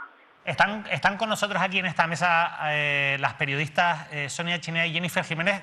Va a preguntarte ahora Jennifer. Sí, buenas tardes, Gloria. A mí me gustaría, para que la gente entendiera en qué consiste aplicar la perspectiva de género en la justicia, si nos pudieras poner algún ejemplo de tus recientes sentencias. Por ejemplo, tienes una muy reciente de acoso sexual en el trabajo, y cómo cambia esa perspectiva en la resolución final. Claro, la perspectiva de género quiere decir enfocar la controversia jurídica de forma contextualizada y teniendo en cuenta las circunstancias, en este caso, de las víctimas. Cuando me refiero a las circunstancias, que es lo que tuvimos además en cuenta en esta sentencia a la que refieres, Jennifer, me refiero a las circunstancias psicológicas de la víctima, a las circunstancias sociales, es decir, se instaura en un contrato de trabajo donde quien practicaba el acoso sexual era el propio empresario, por tanto había una relación de poder desigual. La situación psicológica es algo muy importante porque la aptitud para plantear una acción judicial no es la misma. Aquella persona que no tiene un desequilibrio psicológico producido directamente por una situación de acoso sexual continuado, en este caso era como mínimo superior al año, y por tanto esas circunstancias se han de tener en cuenta a la hora de valorar la prescripción de la acción, que por si no se conoce, para que el público lo sepa, la prescripción significa que hay unos plazos para plantear las acciones y si se superan esos plazos, pues ya ningún juez o jueza cuando ve ese asunto puede entrar a analizar el fondo. La prescripción es un impedimento para resolver el fondo del asunto. Sonia. Señora Poyatos, ha hecho una radiografía hiperprecisa de cómo está la situación, la intervención de esta mañana. A mí me preocupa específicamente la situación que genera, por ejemplo, entre la ciudadanía, especialmente entre las mujeres, la falta de confianza en la justicia, cuando se acude a la justicia, cuando existe un problema, ¿no? Cuando ha existido en el tiempo de pandemia. Básicamente porque hasta que llegan a ustedes, el itinerario que tienen que hacer por psicólogos, también operadores judiciales en general, es muy arduo y no existe la formación, usted lo sabe, ¿no? Al menos la formación completa en todos esos operadores para poder dar una asistencia como se debería a esas mujeres, ¿no? A mí eso sí me preocupa, porque eso puede disuadir a las mujeres de querer tomar una acción en un determinado momento, y eso es terrible, porque nos estamos perdiendo parte de lo que está sufriendo la ciudadanía y que no podemos acudir en su ayuda, ¿no?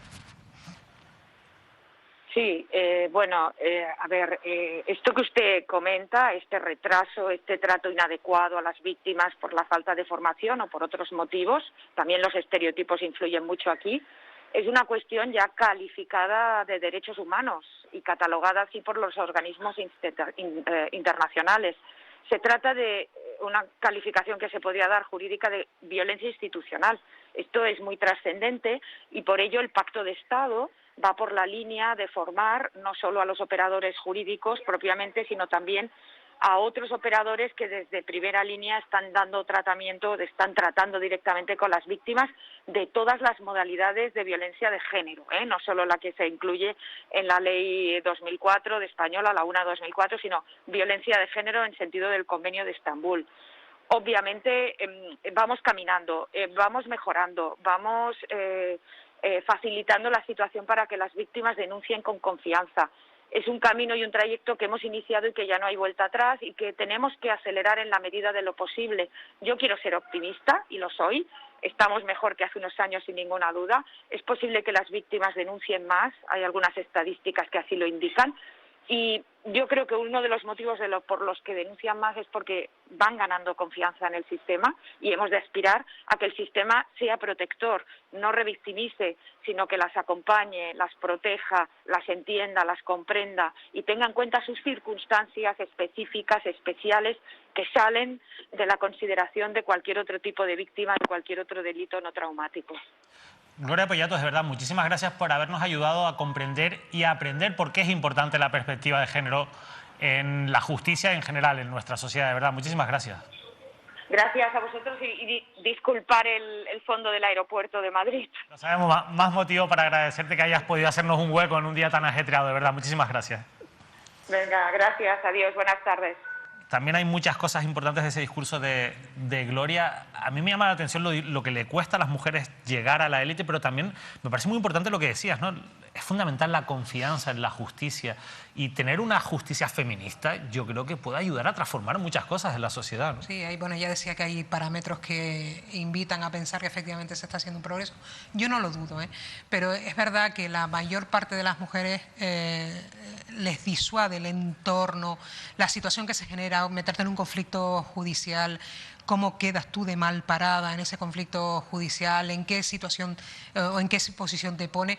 Y no es nada fácil, no es nada fácil enfrentarte a un juicio contra tu marido o tu pareja por un tema de violencia o de violencia machista. Yo creo que ese tema de empatizar y ponernos en los zapatos de la otra es muy importante en momentos de este calibre, ¿no? Porque las mujeres pasan por situaciones hiper escabrosas, que hay que tener en cuenta a la hora de tomar determinaciones. Sobre todo, yo, por ejemplo, creo que en Canarias está haciendo cosas interesantes. Se está formando la policía.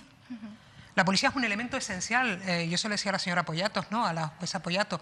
Es verdad que la policía es la primera que acude al lugar de los hechos, la primera que tiene contacto. Esa policía tiene que estar formada en perspectiva de género, porque no puede revictimizar a la víctima cuando llega al lugar de los sucesos, ¿no? Y hay que formar a esa policía. Es lento. No puede ser con un gobierno ni en 4 años, tiene que ser en más, claro, ¿no? Porque esto tiene que ser paulatino, pero yo creo que se están haciendo cosas súper interesantes de esa perspectiva, que es importante que llegue a la ciudadanía. Habrá muchas mujeres que nos digan, pues yo sí no sufro esta situación, pero las hay que sí. Sí. Hay un cambio también interesante que es en el diseño de los circuitos de los juzgados, que se están intentando que tengan perspectiva de género, en el sentido de que no tengas que estar en una sala de espera con un agresor, que se tenga en cuenta también desde el punto de vista de la infancia. Recordamos siempre que un maltratador no puede ser un buen padre, pues hay que seguir insistiendo en que no puede haber esos contactos en la sede judicial, tiene que haber una mayor protección. Y luego me parece muy interesante el aplicar la perspectiva de género a todo, pero en el caso de la justicia, cómo, leyendo algunas sentencias de Gloria Poyatos, cómo cambia casi por completo el relato al analizarlo una mujer desde el contexto, de los datos. Tenemos datos como, por ejemplo, la macroencuesta de violencia de género, que dice que casi todas las mujeres hemos sufrido algún tipo de episodio de violencia a lo largo de nuestra vida. Son datos a tener muy en cuenta. El tema de los cuidados, si no lo aplicas en una perspectiva de género. Por ejemplo, una reciente sentencia de ella del pasado mes de febrero denegaba una empresa a una mujer el cambio de turno para poder cuidar a su hijo de 5 años cuando ella encima era víctima de violencia de género, pues se lo denegaban porque decían que es que no existía ese turno en la empresa.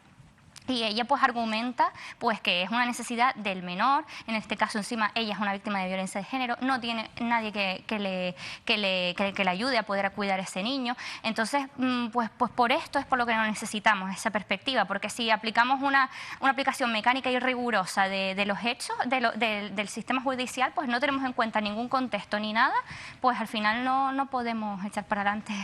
Bueno, al final son muchos los ámbitos donde todavía hay que seguir avanzando. Decía Gloria Poyatos que quiere ser optimista, que hay motivos para ser optimistas, pero la realidad es que todavía por delante queda un largo camino por recorrer. A nosotros en este programa nos queda la recta final, pero es una recta final en la que hay asuntos muy interesantes que yo les invito a que no se pierdan. Eso sí, unos minutos para publicidad y volvemos con más análisis en este especial de 8 de marzo.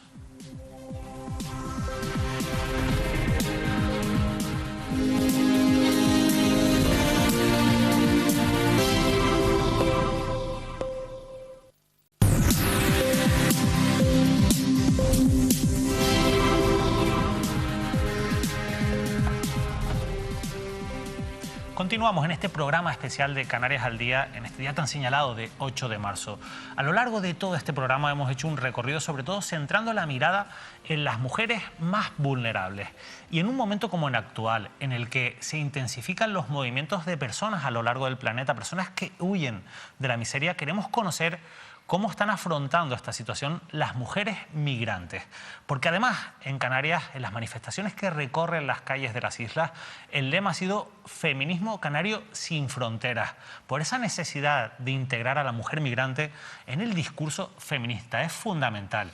Y de esto sabe mucho nuestra siguiente invitada, que es abogada y además activista saharaui. Luelia Min El Mami hace un trabajo fundamental en la defensa de los derechos humanos de las personas migrantes, especialmente de las mujeres migrantes. Ya podemos darle la bienvenida.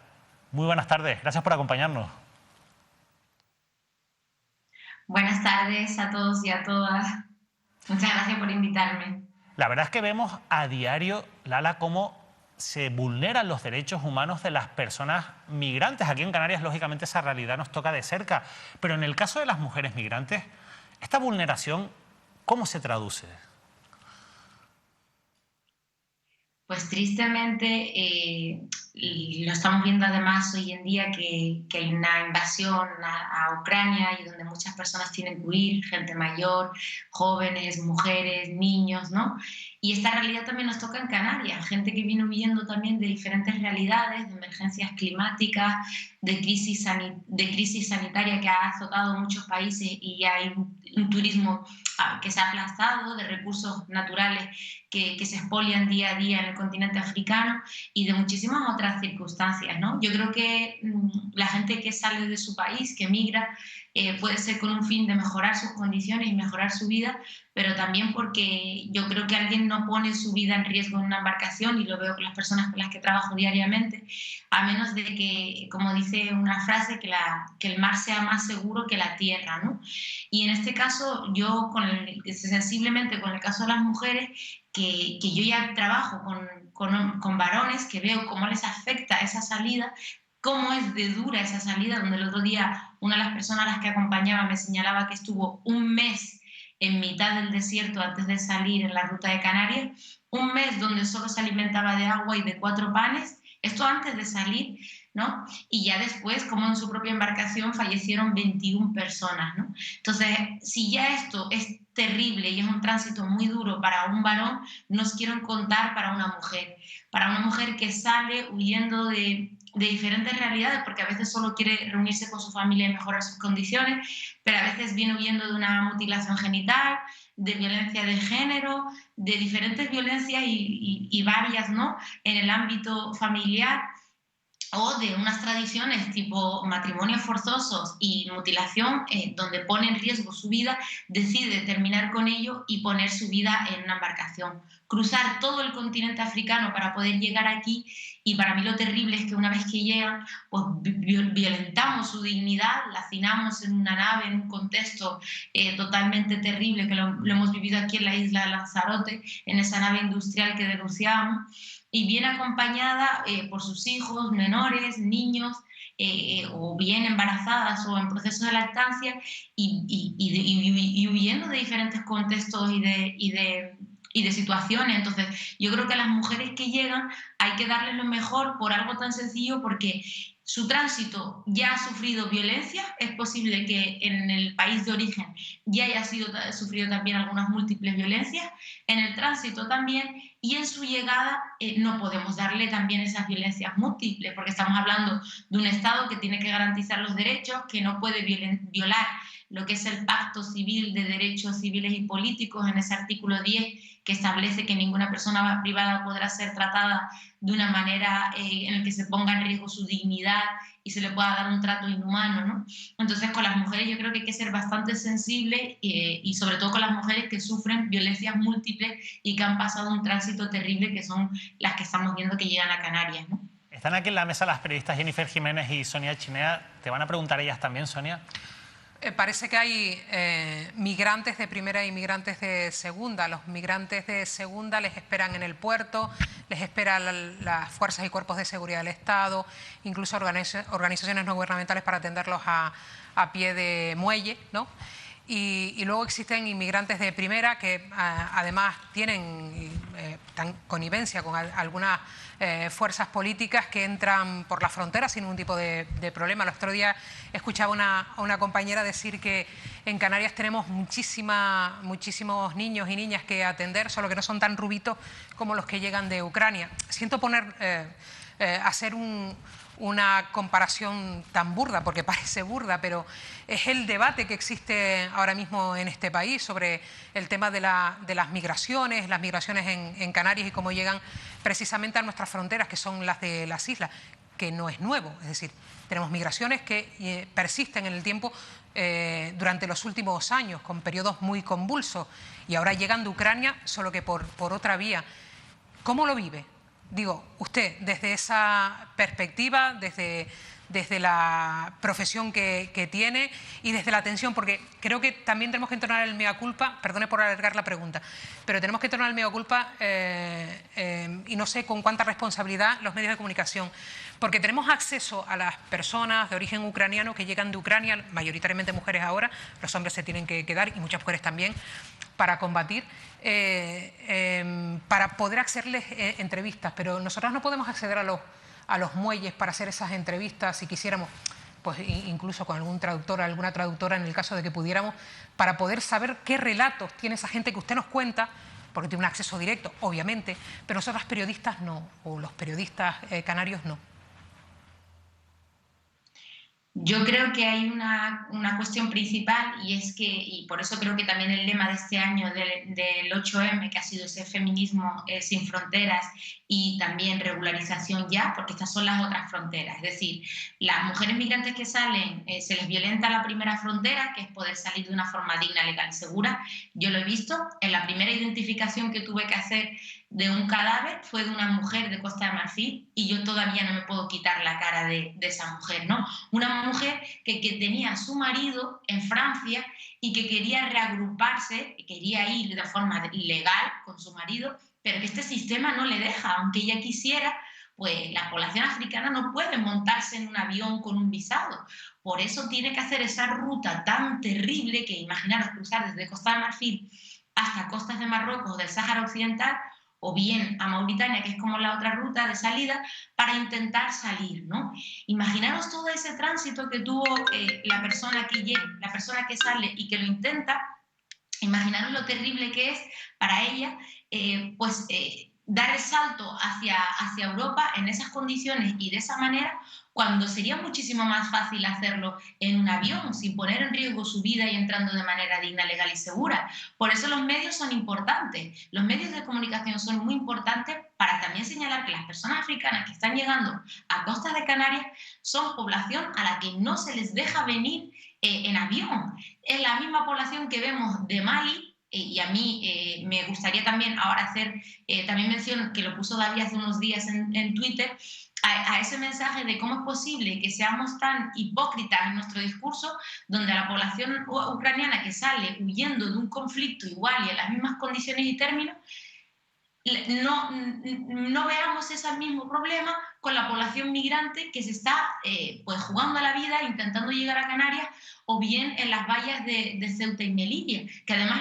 se les recibe a palos, se les recibe brutalmente, incluso las que llegan aquí a Canarias se les recibe hacinadas en unas condiciones de un campamento, sin comida, sin recursos, y parece ser que todo vale en función de los ojos, del color y de la piel de las personas.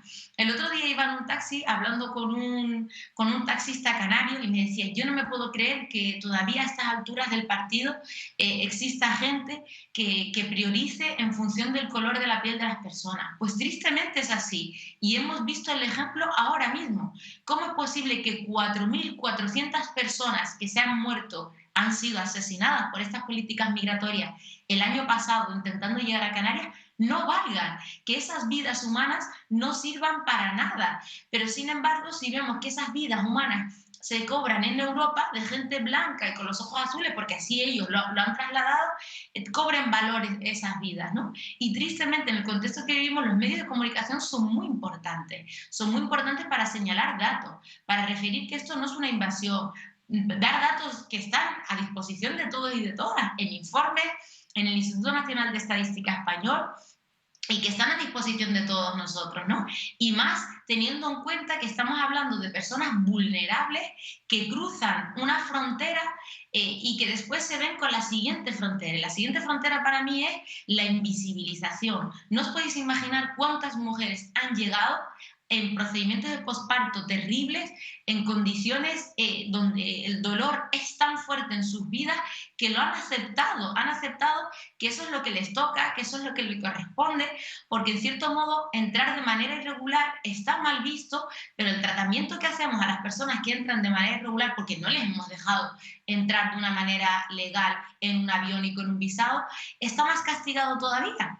Y llegan, se les invisibiliza y empiezan sus problemas. Ya han cruzado la frontera y ya han pasado esas violencias múltiples, pero ahora se encuentran con el racismo institucional.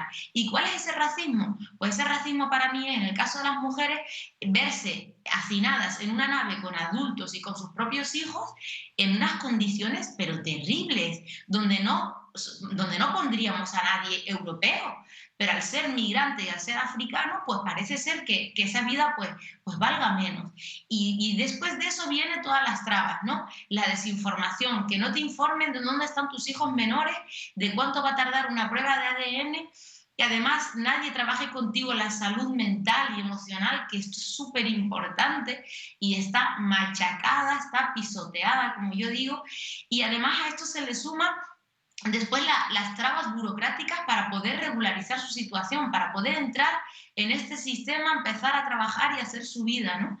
Pero para mí hay algo que es más esencial todos. A las personas que llegan huyendo de diferentes realidades y que ponen su vida en una patera, que para mí este es uno de los gestos más valientes que yo he visto, alguien que ponga su vida en una embarcación sin saber si va a morir o vivir, porque quiera mejorar su vida, pero que encima llega y nadie le mira a los ojos. A nadie le mira a los ojos y le pregunta o empatiza con su realidad mirándole a los ojos, ¿no?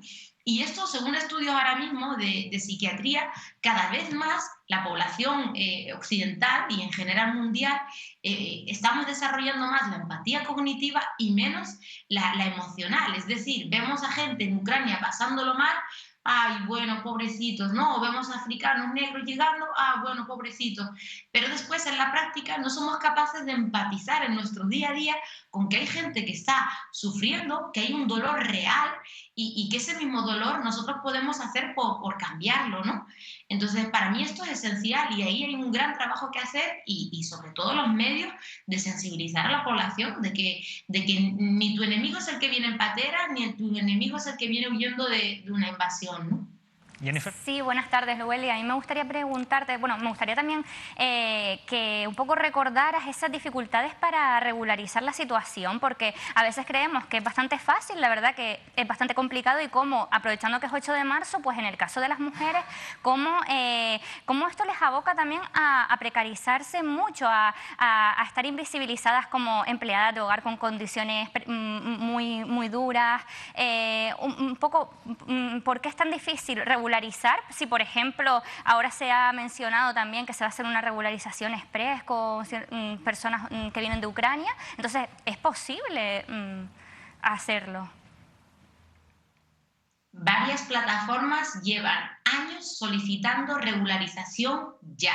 Regularización ya para aquellas personas que están siendo mano de obra barata y de explotación, yo le llamo la explotación del siglo XXI, que están trabajando y que están en B, que son quienes levantan todo el sistema agrícola dentro del territorio nacional, que son aquellos jornaleros y jornaleras que se encuentran en la zona de Andalucía concretamente y que viven en chabolas, que trabajan desde las 7 de la mañana hasta las 7 de la tarde por una cantidad de 20 o 30 euros. Un puesto de trabajo que ningún español o europeo cogería, pero sin embargo que se facilita y se promueve a la población migrante que llega, ¿no?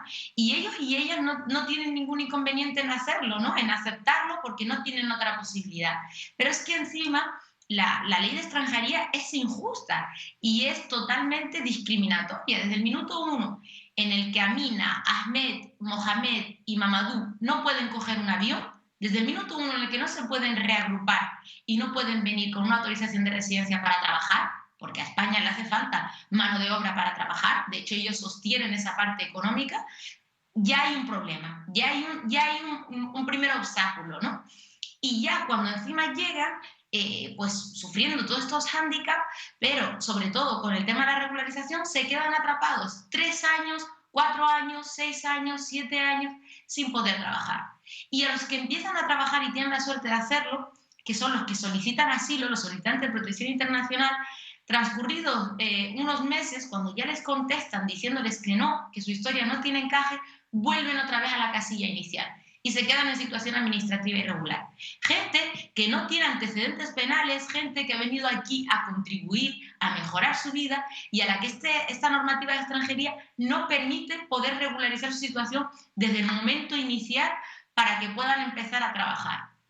Y esto es injusto, y más injusto todavía cuando aquí en Canarias estamos viviendo un contexto donde falta todavía muchísimos recursos y que se doten, y vemos que hay gente que lleva con sus expedientes paralizados años, meses, por no exagerar la expresión, y vemos que ahora el gobierno, el central, señala que se va a regularizar a toda la población ucraniana cuando hay plataformas que llevan pidiendo años para evitar precisamente esa explotación de la que hablo y esa mano de obra barata que sostiene, en cierto modo, que yo me pueda comer una fresa o que me pueda abrir una naranja en mi casa, pues que la sostiene la población migrante que llega aquí a través de embarcaciones, ¿no? Entonces, llevamos años pidiendo una regularización ya a todas las personas que están en estas condiciones y vemos que la vara de medir, cuando se trata de personas blancas, pues es totalmente diferente y está claro que yo creo que el principio de igualdad y de seguridad jurídica que establece la Constitución española se está pisoteando cuando suceden estos casos, ¿no? Y yo creo que todas las medidas, es totalmente lógico que se establezca una medida de este tipo porque estamos hablando de unas circunstancias totalmente sobrevenidas y me alegro muchísimo por la población ucraniana, pero también habrá que poner en relieve y hablar con el gobierno para saber por qué no se ha hecho años y años con las personas que están en las mismas condiciones y que también vienen huyendo de estos conflictos, ¿no? Luelia, ¿te quieres seguir preguntando, Jennifer, una cuestión? Sí, quería aprovechar también para preguntarte, porque en los últimos años pues el número de mujeres llegadas en patera también se ha incrementado bastante, y entonces no sé si un poco desde 2020 ahora se han mejorado los protocolos de atención para detectar si han sido víctimas de, por ejemplo, de violencia sexual, también para si son víctimas de trata, un poco si esos protocolos se han afinado o estamos todavía muy verdes.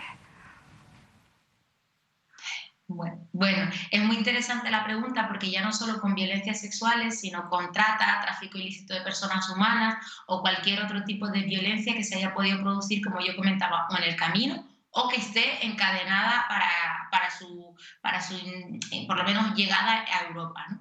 Es importante esto, ¿por qué? Porque yo creo que para todo tipo de procedimientos y más delicados con mujeres, porque tener en cuenta que en el año 2020 llegaba un 5% del total de la inmigración, pero ya hemos visto un incremento del 10% en el año 2021 y cada vez más están llegando más mujeres, más niñas y cada vez tenemos que abrir más los ojos, sobre todo nosotros los abogados y abogadas que estamos implicados en esas asistencias cuando llega una embarcación, pero también todos los agentes implicados, y todos los agentes son Policía Nacional, Brigada de Extranjería y Fronteras, son abogados y abogadas del turno oficio que prestan esa asistencia en esos acuerdos de devolución y también en los recursos donde se alojan ellas después, ¿no? Me consta que desde la ONG de Cruz Blanca se está intentando poner una serie de mecanismos que es en uno de los espacios donde están las mujeres en Gran Canaria y también en Cruz Roja en el CAI de Santa Cruz de Tenerife. Es verdad que tenemos mucha norma, es decir, el legislador o la legisladora ha redactado protocolos, normativa, tenemos el Código Penal que castiga también el tráfico ilícito de personas humanas, la trata, la mutilación genital y todas esas cuestiones, pero si no hay una detección, no se puede visibilizar esa realidad. Y sobre todo lo que yo señalo, no se mira a los ojos a esa persona y se la agarra de las manos y se la acompaña en este proceso tan delicado, una persona que entienda su idioma, una persona que no la juzgue, que no la revictimice, porque ya están bastante victimizadas por su situación y que intente desde tú a tú, sin ser salvadora, entender su realidad y empatizar con ella, yo creo que si no se hace todo esto, pues vamos a seguir pecando. Y seguimos verdes porque nos hace falta formación, nos hacen falta recursos y algo principal que para mí es esencial, que es el tiempo. No hay tiempo, las asistencias son rápidas, de manera colectiva, cada vez más tenemos muchas trabas por el tema de las llegadas, de la recepción, donde se produce, depende en qué isla. Sobre todo aquí en Lanzarote, antes había un recurso donde las mujeres llegaban con sus hijos o sus hijas y iban con Cruz Roja, pero ahora han estado en la nave. Entonces, ¿cómo se va a hacer una detección en una nave cuando esa persona no tiene contacto con personas con las que pueda hablar, está 72 horas en ese espacio donde ni siquiera importa su dignidad? ¿Cómo va a importar todo lo demás? ¿Cómo va a importar su integridad física? ¿Cómo va a importar su libertad? ¿Cómo vamos a ser capaces de entender otras circunstancias, ¿no? Y a mí no me gusta ser pesimista, pero creo que tenemos mucho trabajo que seguir haciendo. Hay mucho trabajo que seguir haciendo. La verdad es que hablabas del tiempo, nosotros ya nos estamos quedando sin tiempo en este programa especial, pero yo te quiero dar las gracias por ese trabajo que haces. Yo creo que dabas en una de las claves, ¿no? Al final, ¿cómo vamos a exigir tantas cosas si algo tan básico como es mirarle a los ojos a las personas migrantes cuando llegan aquí es algo que mucha gente no hace, ¿no? Así que yo también te quiero dar las gracias por mirarle a los ojos a las personas migrantes, porque de verdad, sin duda es algo que necesitan y es el primer paso para poder después cumplir con todos sus derechos y con todo, sobre todo, con toda la dignidad que merecen. De verdad, muchas gracias. Totalmente. Mirar a los ojos a todo el mundo. Los ojos lo dicen todo. Y ser capaz de empatizar, yo creo, con la realidad de los demás, da igual si son migrantes en tránsito o no. Un abrazo. Muchas gracias a vosotros. Gracias. La verdad es que, bueno, a mí me sigue sorprendiendo. Yo sé que esto es muy recurrente y que hay gente que, bueno, que no considera que este debate sea oportuno, pero un poco iba por ahí también tu pregunta, Sonia. Hay clases de migrantes, hay clases de mujeres migrantes, hay clases de miseria ante un conflicto bélico. Y hay mujeres así, combatiendo, ¿verdad? Pero hay mujeres también que combaten intentando sacar a sus hijos de la guerra, hijos en edad militar, niños pequeños, pasando fronteras, caminando kilómetros. Hay gente que combate de otras maneras, que no es solo en el frente de guerra y con armas. Yo creo que es evidente, creo que lo comprobamos a lo largo de todo este espacio y de nuestra andadura en la vida cotidiana, que la masculinidad es hiperfrágil. Y que lo que hace es conducirnos al espacio de lo íntimo, donde estemos resguardadas y que no demos problemas y además nos aplican códigos de conducta para que, insisto, no demos problemas. Y yo creo que esto es una cuestión de acompañamiento mutuo, ¿no? O sea, de que hagamos el mismo camino y lo hagamos conjuntamente, porque si no, esto no tiene ningún sentido. O sea, es verdad que un día como hoy es el Día de las Mujeres para reivindicar un derecho que es el de la igualdad, derecho humano, que lo decía ella antes, ¿no? Ha sido un testimonio vibrante porque además no atendemos la realidad de un fenómeno que es el de la inmigración que llega por las costas canarias, que nos hemos puesto todas las manos a la cabeza porque decía una consejera esta semana que no podemos atender más, pero es que sí están llegando, lo que pasa es que son negros. O sea, no son rubios con ojos azules, pero son negros y los estamos atendiendo y nadie se ha ocupado. Y resulta que está toda España pendiente, que hay que estarlo. Ojo, que parece que estoy hablando desde otra perspectiva, ¿no? Pero hay que estar toda España pendiente de la migración ucraniana. Y hay que acogerlos también, hay que acoger a toda esa población, a toda esa ciudadanía. Pero tenemos que medir los equilibrios. ¿En qué estamos? Pero lo preguntaba Jennifer, ¿no? Se agilizan procedimientos, se interpretan leyes de otra manera, se hace todo lo que está en la mano y tiene que ser así, y está bien que sea así, para tratar con dignidad a los migrantes que huyen de la invasión rusa, pero claro llevamos recibiendo a personas migrantes. Que no nos olvidemos del continente que tenemos aquí al lado y también de las personas que vienen de América Latina, que no olvidemos que también forman parte de nuestra comunidad.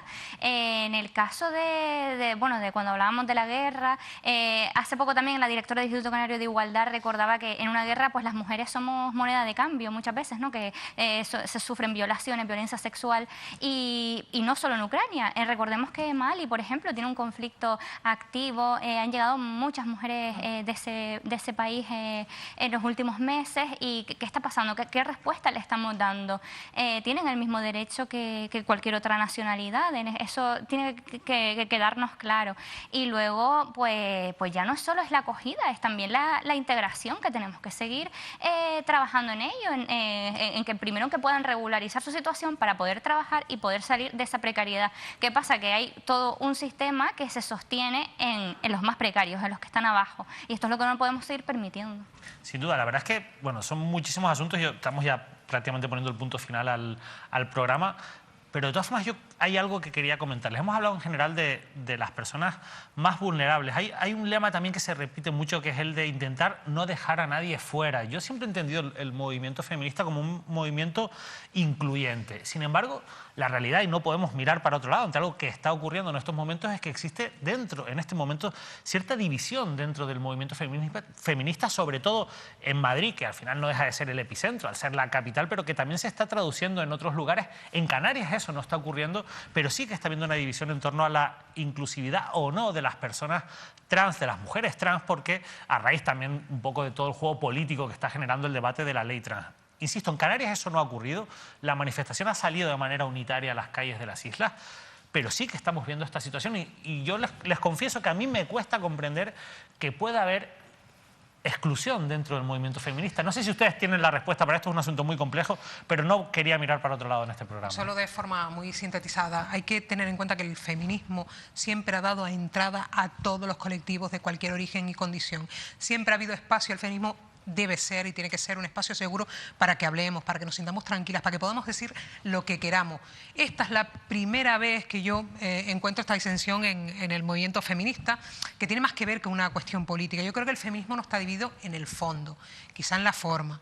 Y la forma tiene que ver pues, con una reforma del presidente del gobierno actual en julio pasado, que con varias mujeres de su equipo, bueno, sacó a varias mujeres de su equipo para incluir a otras mujeres que disentían con lo que había puesto en marcha su socio de gobierno, en aquel momento sin aprobar todavía la ley trans, efectivamente, que ha sido como un punto de decisión, ¿no?, del movimiento feminista, pero ha sido un movimiento generalmente inclusivo en general. Yo creo que esto es una cuestión que también viene alimentada por la revuelta política con neofascismo y sus consignas, todo el argumentario que están lanzando a través de las redes. Yo, como además soy... Soria y yo lo comentamos eso, un día sí. Me lo comentaste, recuerdo, a raíz de una noticia, que las redes sociales al final no es el entorno más seguro que tenemos, ¿no?, para hablar de... Efectivamente, el más seguro y más abierto, incluso para quienes quieren hablar desde las posiciones más agresivas, ¿no? Las redes sociales están ahí, las saben utilizar y las han utilizado pertinentemente y de forma muy inteligente esas fuerzas de la ultraderecha. Creo que es una asignatura pendiente que, insisto, tiene otras fuerzas políticas, pero que la ha utilizado inteligentemente, que han enviado consignas, que han recuperado además para colectivos muy concretos, población muy concreta, normalmente hombres heterosexuales de determinada edad, 35, 50 años, que recogen muy bien esas consignas. Entonces, yo creo que es importante que nos centremos en dónde está el debate, cómo debemos atenderlo, qué debemos hacer para poder estar. Las feministas hemos estado en las redes sociales, estamos en las redes sociales. Afortunadamente, gracias a las redes sociales hemos tenido un conducto para llegar a multitud, miles de mujeres que no tenían otra opción de escuchar ese argumentario, pero también está abierto a todo. Entonces, bueno, en fin, no hay... es Hollywood. Las redes sociales, el ecosistema digital es Hollywood. O sea, ahí andamos todos y sin reglas, ¿no? Sin nadie que inspeccione, sin nadie que ponga ningún tipo de barrera a nada de lo que digamos. Entonces, lo que tenemos que hacer, vuelvo al principio, perdón por volver al principio, es educar. Sí. ¿Cómo educamos para que sepamos discriminar cuál es el mensaje, de dónde viene, saber contrastar quién es el origen y que ese origen es un origen fidedigno, ¿no? que es un origen real de una persona con nombre y apellidos y que no es nuestro cuñado, ¿no? Es una de las grandes asignaturas pendientes, las redes sociales. donde se cuelan esos mensajes negativos, pero como bien explicabas también, es una herramienta muy útil para la difusión del mensaje social, ¿no? En el caso, por ejemplo, de la ley trans también ha habido mucha polarización, pero también mucha desinformación en parte. Por ejemplo, en Canarias fuimos pioneros, nos adelantamos un poco a sacar esa ley trans con consenso, que incluso el Partido Popular la apoyó. Y bueno, sí que recuerdo que hubo polémica con un caso muy concreto en el que se dijeron muchos bulos y si nos sentamos, si nos calmamos, si leemos, si hablamos con expertas, incluso si abrimos asambleas en las que podamos caber todas, en las que miremos a las personas trans también a los ojos, y como decía antes Loela con las personas migrantes, no creo que nadie a la cara seamos tan agresivos a veces como es el discurso de las redes, que no podemos negar los unos a otros, ¿no? Está claro que todos no vamos a pensar igual, que el feminismo, somos feministas, somos mujeres, no somos la mujer, no es un todo, no somos uno que tengamos que pensar todo igual. Tenemos que tener unos patrones claros y tener claro cuál es nuestro enemigo común, que es el machismo, que está fuera. Es el machismo y que está sentado en el Congreso de los Diputados en la extrema derecha, 57 escaños. Con 57 escaños y que obvia cosas como la violencia de género, que es algo que eso sí que nos debe preocupar, alarmar, que ojalá centráramos nuestros esfuerzos en esto que es prioritario, que no digo que otras cosas no, pero que no desviemos cuál es nuestro enemigo común. Me gusta mucho que, por ejemplo, en Canarias, no haya, aunque pueda haber diferencias en el debate y demás, pues la manifestación tenga cabida todas. Por ejemplo, en Madrid se habla de una alternativa abolicionista, pues se puede ser abolicionista y a mí me encantaría abolir la prostitución, pero está claro que, bueno, que hay otras posturas, se puede al menos hablar, no hay por qué excluir a nadie de una manifestación porque piense diferente, ¿no? Ojalá pues poco a poco sumando pues podamos conseguir esos objetivos y esos objetivos urgentes. La verdad es que, bueno, hoy hemos sumado muchas visiones, yo creo que necesarias. Nos tenemos que ir despidiendo ya, Sonia y Jennifer. La verdad es que yo les agradezco muchísimo que hayan estado aquí. Insisto, en un día como este tan importante. Son muchas las conclusiones que me llevo, ¿no? Dándole vueltas a la cabeza, es mucho lo que he aprendido.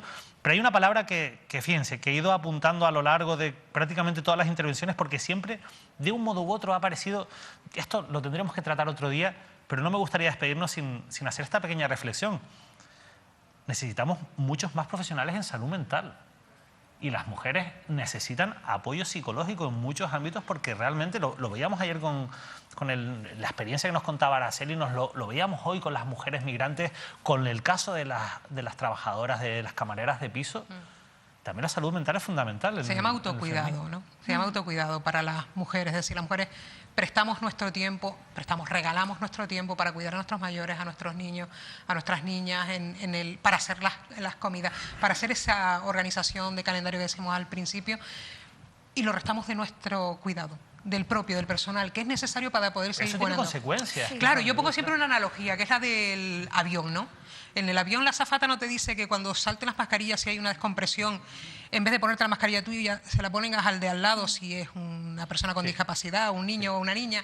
Pues esto es lo mismo. Claro, pero además de autocuidarnos para cuidar, hay que autocuidarse, pero porque también es nuestro derecho, porque somos personas y porque lo merecemos, ¿no? Y también tenemos derecho a que nos cuiden, ¿no? Entonces, un poco el discurso, tenemos que autocuidarnos, porque mucha gente dice, sí, yo me cuido para poder cuidar a mis hijos. Sí, está bien, pero también cuídate tú, porque también tú tienes derecho, eres una persona y tienes todo el derecho del mundo a tener los mismos beneficios que otros. Ese es otro discurso para otro día, David. Sí, sin duda, me lo voy a apuntar ya para otro día. El amor de madre que todo lo engloba y que es hiper constante en el cuidado y demás. Bueno, en fin. Lo hablaba antes con las técnicas del apego. Egoístas, por así decirlo, ¿no? Hablaba Jennifer de las técnicas del apego antes. Me parecen temas muy interesantes, porque al final son temas con los que personalmente, y seguro que nuestros espectadores y espectadoras también, nos vamos topando en el día a día, sobre el que no tenemos información. Además, yo lo escuché hace poco y me puse a buscar y me pareció una cosa que no terminaba de entender, de encajar. Hoy lo ha sacado en un contexto que me parece interesante plantearlo. Son muchas preguntas, al menos muchas tener cuestiones. La información, que tengamos la información de verdad para elegir y que nos autocuidemos autocuidemos, que nos pongamos por delante, ¿no? Y ahí es a donde quería llegar, porque al final otra de las cosas que se ha repetido mucho es la importancia del papel de los medios de comunicación y del periodismo en particular para educar en este discurso feminista tan Déjame necesario. que dé un dato, es que lo he sacado precisamente para este espacio. Me puse a mirar la matrícula del alumnado. Yo doy clases en periodismo en la Universidad de La Laguna y miraba la matrícula de este año y hay 49 mujeres por 29 hombres. 49 mujeres, pero no es una cuestión circunstancial. Eso me ocurre en casi todos los grupos de todos los años. Llevo ya algunos años dando clase. Y nunca me había tomado la molestia de contarlas, ¿no? Lo he hecho este año, lo he hecho en esta ocasión para venir a este espacio, pero sí sabía que había siempre muchas más mujeres que hombres, que cuando vamos a las redacciones las encontramos a ellas picando piedra, es decir, en las redacciones, haciendo información, mientras que en los lugares de dirección hay mayoritariamente hombres. Posiblemente todos esos hombres que las rebasan por todo eso que decíamos antes, volvemos al principio, al origen también, es decir, la cuestión de las responsabilidades en las tareas que tienen que compatibilizar en el día a día y que no nos dan opción a promocionar como promocionan nuestros compañeros hombres. La verdad es que en el mundo de la comunicación y del periodismo ha habido muchísimo machismo, sigue habiendo mucho machismo. Yo creo que los que nos hemos dedicado a esto lo seguimos viendo y lo hemos visto. Yo en mi caso incluso he visto cómo a mí se me trata con unos privilegios que no tienen compañeras mías en las mismas circunstancias y ante las mismas personas. Y es algo que la verdad es que a mí, sinceramente, es algo que me parece muy, muy preocupante y que en ciertos casos hemos normalizado y ya está bien, ¿no?, de normalizar este tipo de comportamientos. No, de verdad, nos tenemos que ir ya. Sonia Chinea, Jennifer Jiménez, podríamos estar aquí horas hablando y para mí ha sido un auténtico placer. Yo les quiero agradecer el esfuerzo, insisto, de nuevo que han hecho. De verdad, gracias por ayudarnos a entender a ti, David. Este discurso feminista tan necesario. También por hacer un especial tan importante, que cuente con voces tan diferentes. Y la necesidad de que incursionemos desde todos los ámbitos. Ha habido relatos súper interesantes que yo creo que es importante que la ciudadanía tenga. Sí, pues la verdad es que yo también me voy porque a veces me cuesta, ¿no?, después de un programa tan intenso en el que se vierten tantas ideas, tantas reflexiones.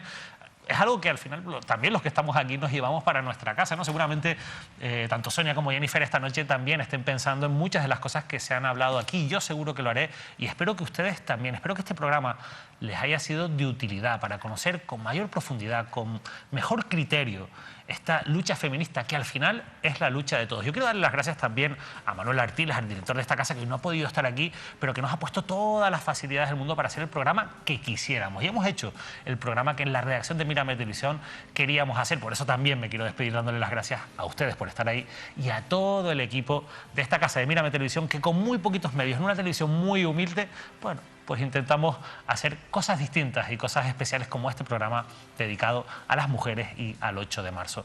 Nos vamos, que pasen un feliz día 8 de marzo y recuerden, el feminismo nos hace mejores todos los días del año. Que pasen una feliz noche.